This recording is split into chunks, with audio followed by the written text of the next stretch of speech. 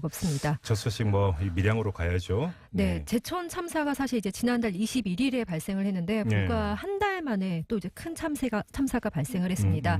경남 밀양 세종병원에서 발생한 화재로 이제 엄청난 사상자가 발생을 했는데요. 지금까지 확인된 바로 37명이 목숨을 잃었고요. 130여 명이 이제 크고 작은 부상을 당한 것으로 알려졌습니다. 네. 상태가 지금 꽤 위중한 사람들도 있다고 해서 사망자가 더 늘어날 가능성도 있습니다. 예, 위중한 분들이 지금 한 7명 헤아린다고 이런 속보가 계속 들어오고 있는데요. 네. 당초 이제 사망자가 41명으로 이렇게 알려지기도 했었는데요. 이게 중복 집계돼서 좀 착오가 있었던 것으로 밝혀졌고요. 네. 이제 정부가 범정부 현장 대응 지원단을 꾸려서 화재 수습 현장에 파견이 됐고요. 또 사상자와 가족에게는 전담 공무원을 배치해서 지원을 하기로 했습니다. 네. 청와대도 사고 발생 10분 만에 국가안전보장회의 위기관리센터를 가동을 하고 이번 이제 화재 사고에 대응하고 있습니다. 네. 경찰과 이제 국립과학수사연구원은 내일부터 본격적인 감식 작업을 한다고 하고요. 예.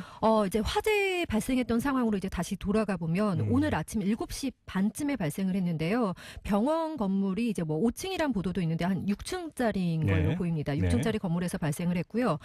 병원 건물에 이제 본관인 세종병원이 있고요. 뒤편 별관에 세종요양병원이 있는데 병원 1층 응급실 쪽에서 불이 났다. 이제 이런 진술이 공통적으로 나오고 있습니다. 사망자 대부분이 세종병원 1층과 2층에서 나왔고 요양병원에서 사망자는 없는 것으로 전해지고 있습니다. 아직 발화 원인이 규명되지는 않았죠. 몇 가지 설이 이제 좀 엇갈리고 있던데 이건 좀 감식 결과를 좀 기다려봐야 될 것 같고요. 네.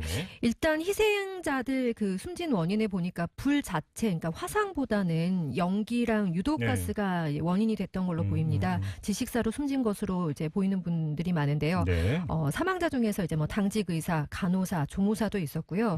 대부분이 이제 70대에 거동이 불편한 어르신들로 파악이 되고 있습니다. 또 이제 병원 건물에 스프링클러가 없었다 이런 얘기가 나오는데 이것만 있었어도 이렇게 큰 참사로 이어지지는 않았을 거다 이런 지적이 나오는데요. 이 세종병원이 법적으로 스프링클러 설치 대상이 아니었다고 합니다. 납득이 되는 얘기예요, 이 얘기가. 그러니까 병원에는 이게 사실 필수적으로 꼭 설치가 돼야 할 텐데 아무튼 현재 법규상으로는 그 건축물 면적이 그러니까 스프링클러 설치 기준에 미치지 못한 거죠. 소방대원들이 이제 도착했을 때 이미 25명이 사망해 있었던 상태라고 하고요. 병원이 이미 짙은 연기, 화염으로 가득 찼다고 하는데 오늘 아침 화재 현장을 직접 목격한 인근 이제 주민이 있습니다. 세종병원 바로 옆에 거주하시는 분인데요. 이분을 연결해서 당시 상황을 좀 들어보도록 하겠습니다. 여보세요? 여보세요? 아, 네. 그 바로 옆에서 지금 그 모텔 운영하고 계시다고 들었는데 불이 이렇게 났다라는 거를 언제 이렇게 감지하게 되셨어요? 세종병원 옆에 그 장례식장이 있어요. 아, 네. 장례식장에 오늘 발인지라 나가는 사람들이 거기 상주들이 먼저 불을 봤나 봐요. 아, 상주분들이요? 네, 그분들이 불이 하더라고요. 네. 그래서 나도 창문 열고 내다봤더니 진짜 까만 연기가 이미 불이 붙었더라고요. 아, 그 소리를 듣고 창문을 열어보신 거예요? 네. 아, 그때 막 그 주변 상황이 어땠어요? 예, 그때는 불이야 하고 조금 창문 여다보고 있으니까 소방차가 막 오고 그러더라고요. 아, 그랬구나. 그때는 이미 연기가 많이 퍼져가지고. 앞을 구분하기가 힘들게 보이더라고요. 아, 우리 지금 선생님께서 계셨던 곳에서도 앞을 구분하기가 힘드셨어요? 그럼요. 그 안에 그 연기가 올라오니까 안 보이죠. 텔레비 화면에 보다시피 너무 까만 연기가 많이 나가지고 집을 다 둘러서 덮어서 불로 켜놓고 있는데도 캄캄하던데요. 아, 그러니까 불이 병원 주변뿐만 아니라 지금 거기 옆에 있던 모텔까지도 타고 올라가지고 전체를 이렇게 메운 거예요? 바람을 타니까 날이 죽어놓으니까. 아, 지금 캄캄해서 이렇게 앞이 안 보였다 이런 지금 말씀을 하셨는데 그러면 거기 모텔에 계셨으니까 투숙객도 계시고 그러셨을 거 아니에요? 다 깨워서 다 깨우고 가는 사람은 가고 이제 다 정리가 됐죠, 우리도. 네. 너무 놀래서. 아, 정말 놀라셨겠어요. 놀란 정도가 아니라요. 진짜 이거는 진짜 전쟁터지. 그래서 날도 추운데다 막 얼어가지고 소금 갖다 뿌리고 소방관들 진짜 욕봤을 거예요.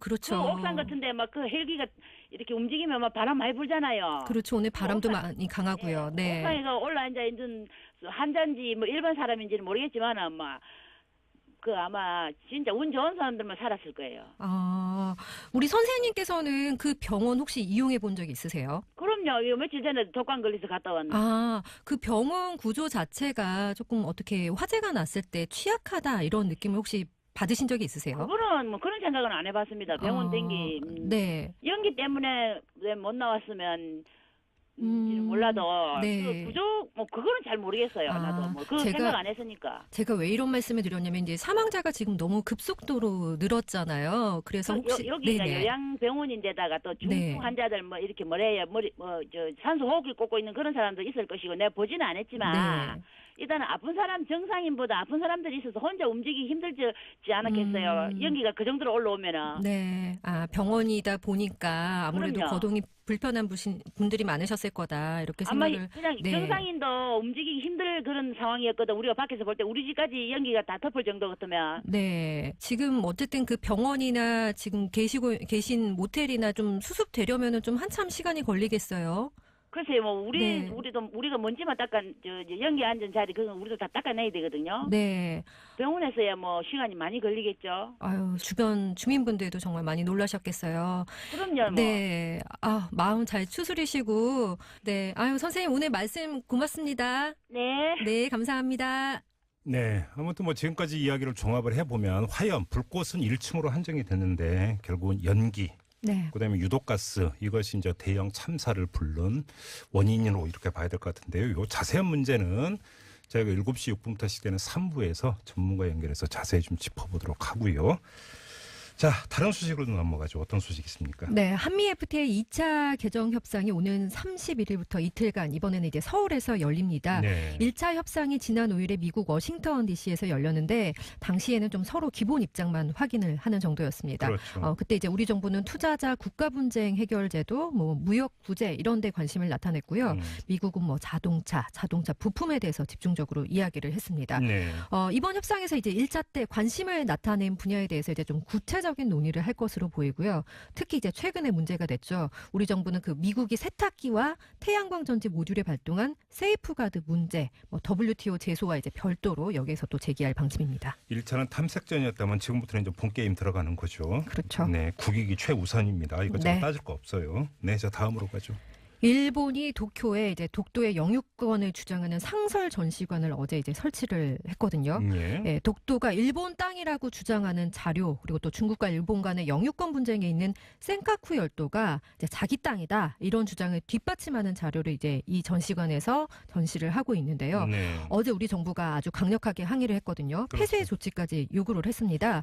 그런데 오늘 일본 에사키 데스마 영토 문제 담당상이 우리 요구를 거부하겠다 이렇게 밝혔습니다. 독도가 그러니까 자기네 말로는 뭐 다케시마가 역사적으로나 국제법상으로나 명확하게 일본 영토라는 거죠.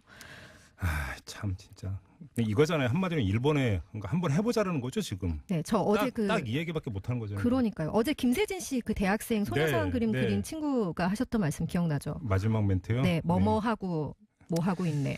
네. 아, 참, 네, 알겠습니다. 네, 다음으로 가죠. 네. 네, 그리고 하나 덧붙이자면 아베 총리가 이제 그 국회에서 또 위안부 문제와 관련해서 한국이 일방적으로 추가 조치를 요구하는 것은 받아들일 수 없다. 네. 약속을 지키는 게 국제적이고 보편적이다. 이렇게 말을 했다고 아무튼 하네요. 뭐 아베가 평창 개막식에는 온다고는 합니다만 와서 좋은 얘기할 것 같지는 않습니다. 그렇죠? 네. 또 우리도 그럼 맞받아 쳐야 되는 거죠. 그거는.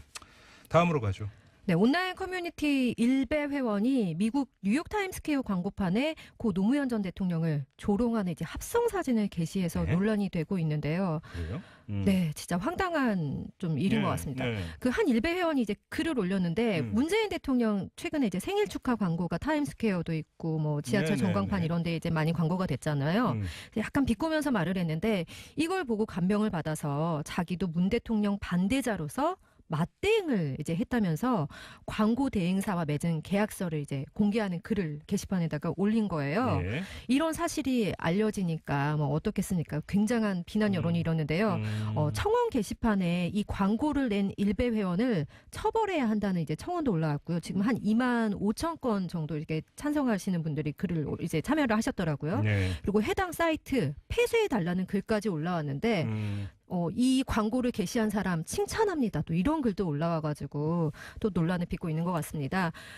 해당 광고 대행사는 이 타임스퀘어 광고판에 사과문을 게재를 했습니다. 앞으로 이런 일이 반복되지 않도록 확인하는 방안 강구하고 있다. 거듭 사과를 했는데 이제 노무현 재단 같은 경우는 법적인 방안을 지금 검토하고 있다. 이런 상황입니다. 자기 돈 들인 거죠? 그렇죠. 한 60몇만 원 정도 된다고 하더라고요. 우리 옛말에 정승처럼 쓰라는 말이 있잖아요. 좀 품격 있게 쓰시기 바랍니다. 네.